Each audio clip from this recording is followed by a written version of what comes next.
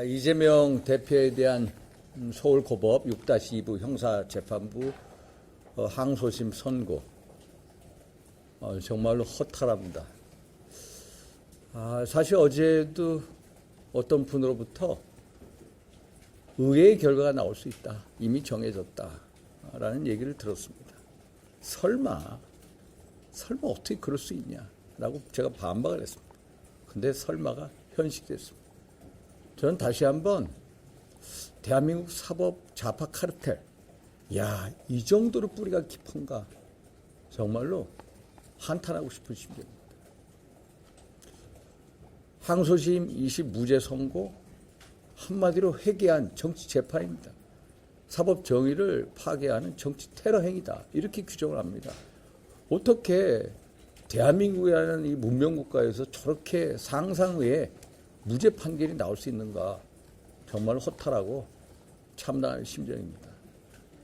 그러면은 대선 후보자가 나가서 이런 식으로 허위사실을 마음대로 얘기해도 그 자체가 결국은 국민을 기망하는 행위고 또 이 신성한 투표권 행사를 방해하는 중대한 범죄입니다. 그런데 대선 후보자가 나가서 마음대로 이렇게 얘기해라? 허위사실 얘기하고 거짓말 섞어서 얘기해라? 허위사실 공표 허가증을 내줬다. 이런 식으로 만약에 대법원에서 형 확정이 된다면 앞으로 공직선거법의 허위사실 공표죄 없애버려라. 이렇게 권고를 하고 싶습니다. 이것은 한마디로 대한민국 이 사법부, 사법사의 치욕이다. 오늘 재판하신 세 분, 최은정, 이해술, 정재호, 정말로 사법사, 정말 이 사법의 이 흑역사의 주역으로 이름을 올려야 될 지경입니다. 정말 허탈합니다. 제 입장을 발표하고 어떤 질문가 있으면 말씀드리도록 하겠습니다. 유리한 판결 나오면은 사법부를 존중해야 한다고 해서 네. 되게 마음에 안 드는 판결 나오면 이렇게 뭐 비방하는 게 비방이 아니라 기본적인 상식하고 동떨어진 거다. 예를 들어서 우리 이 기자님은 김문기를 몰랐다. 김문기가 골프 친 사실이 없다. 라는 이재명 대표의 그 발언을 믿습니까? 그리고 백현동 부지의 그 용도 변경에 대해서 그 로비로 했다는 김인석 그 사람 70억 받고 대법원 형 확정됐습니다. 그런데 이거 뭡니까? 국토부에서 저기 판단하라고 했다. 그런데 이재명 대표는 뭐라고 했습니까? 협박받았다. 압박받았다. 그리고 압박받아서 했다는 걸 인정해 준 거 아닙니까? 세상에 이런 판결이 납득이 됩니까? 상식적으로? 우리 여기 계신 언론인 여러분 상식적으로 이게 납득이 됩니까? 결국 우리 이번 판결에서도 계속해서 그 얘기가 나왔습니다. 이모 판사, 정모 판사, 우리법 연구회 소속이고 정치 편향적이다. 이 얘기가 계속 나와서 설마 어떻게 징역 1년과 집행유예 2년을 이렇게 무죄로 완전히 뒤엎을 수 있느냐. 있을 수 없을 거라 해가지고 제가 얘기했는데 정말로 이런 식으로 뒤엎었다. 결국 대한민국 재판 앞으로 재판받을 때 꼭 한번 판단해 보십시오. 재판부 기피 신청, 여기가 우리법 연구인지 아닌지 그걸 보고 판단해 보십시오.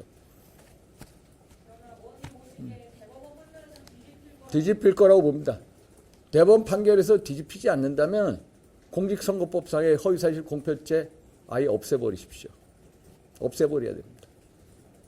이런 식으로 마음대로 국민 기망하고 허위사실을 떠들어대도 허위사실 공표 허가증을 준 거다. 이런 식으로 허위사실 공표죄 이런 제목이 왜 필요합니까? 응? 또 당연히 대통령 탄핵 심판 기각이죠. 두말 없이 기각이죠. 예를 들어서 실체적 진실, 증거, 예를 들어서 실체적 증거 없으면 당연히 피고인의 피의자의 이익으로 판단할 수밖에 없죠. 홍장원의 메모 버전이 4-5개 아닙니까? 곽종근의 진술 오락가락했죠. 결국 뭡니까? 이렇게 신빙성 다툼이 있을 때는 당연히 피고인의 이익으로 할 수밖에 없죠. 그러면은 대통령 얘기를 받아들일 수밖에 없죠. 그럼 100% 기각이죠. 응? 결국 오늘의 2심, 상고심 판단은 결국 중요한 게 실체적 뭐 어떤 증거가 중요하다 이런 식으로 판단하는 것 같은데 이것은 상식적 판단하고 너무 다르다. 그래서 제가 이런 말씀을 드리는 겁니다. 또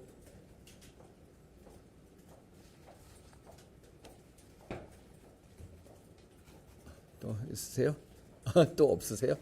야당 의원들이 고법 앞에서 도열해서 이재명 대표 기다리고 있는 거예요.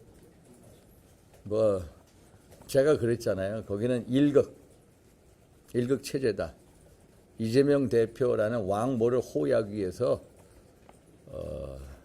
벌떼처럼 떠다니는 그런 행태로 제가 한번 비유한 적이 있죠. 이재명 대표 일극 체제다. 어제 이재명 대표 결사옹위하는 거, 또 보호하는데 모든 걸 거는 일극 체제다. 그래서 민당이 좀 바로 서기 위해서는 일극 체제가 아니라 정말로 민심을 존중하는 민심 체제로 나서야 된다. 이재명의 민주당이 아니라 민주당의 이재명이 돼야 된다. 지금 잘못됐다. 민주당의 이재명의 민주당이 아니라 민주당의 이재명으로 돼야 이 민주당이 바로 설 수 있다. 그걸 바랄 뿐입니다.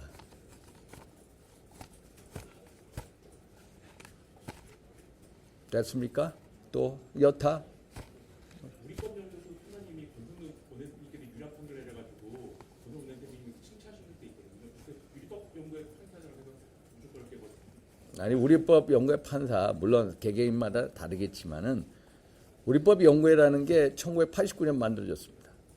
87년 60 항쟁 이후에 소위 말해서 운동권, 이 좌파 세력들이 집권에 실패하면서 당시 한민전이라는 주사파 단체가 애국적 사회 진출놀이라는 떼제를 만들고 각종 운동권 세력들한테 입법, 사법, 행정, 언론, 노동, 교육 전 분야에 침투해라 지시를 내렸습니다.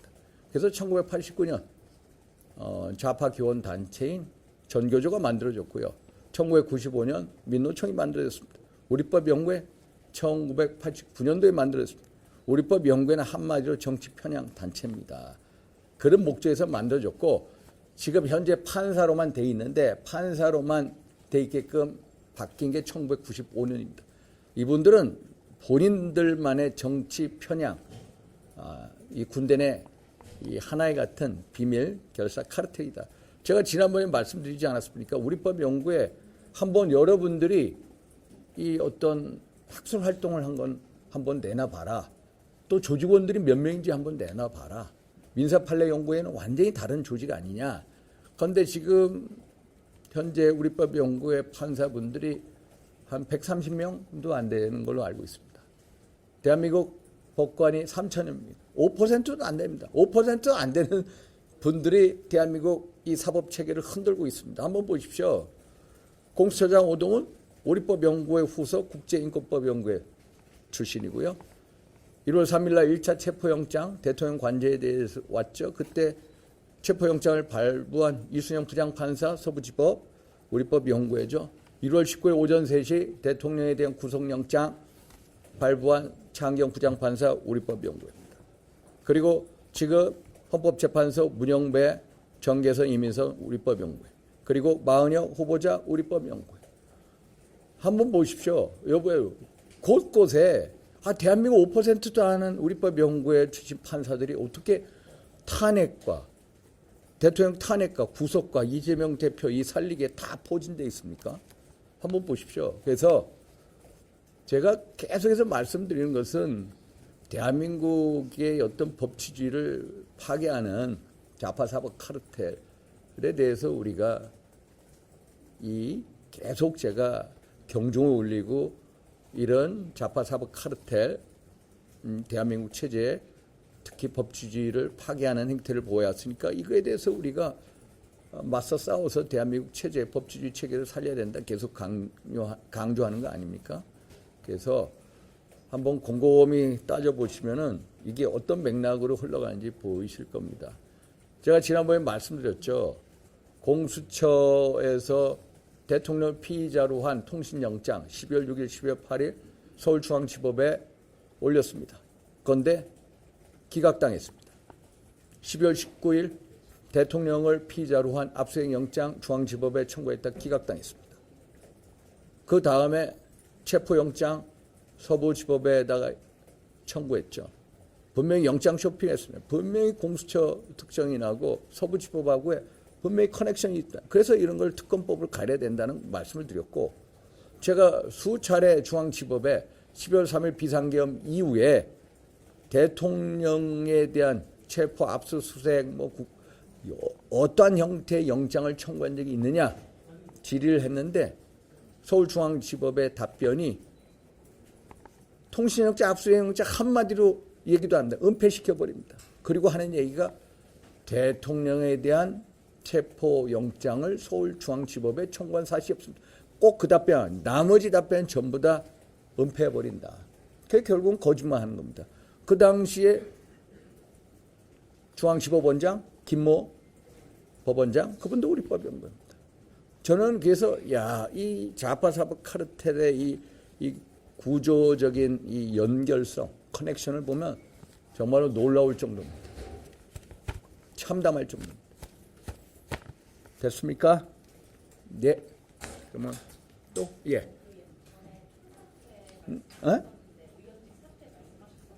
우연직 사퇴. 네. 유효하죠. 아니 이런 식으로 해서 이재명 대표의 일극체제, 물론 2심 의중교사는 또 달라질 겁니다. 1심 무죄가 아니라 여기는 또 뒤바뀔 거예요. 왜? 판사 성향에 따라 다 뒤바뀌어. 그렇게 될 거고, 그렇지만은 이 현재 우리 정치의 가장 큰 문제는 민주당 입법 독재입니다.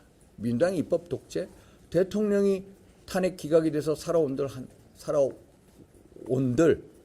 민주당 입법 독재를 막을 수 있는 길이 무엇입니까? 없습니다. 없습니다. 그래서 이러한 행태가 계속될 수밖에 없다. 그거에 대해서 어떻게 뿌리 뽑을 수 있느냐?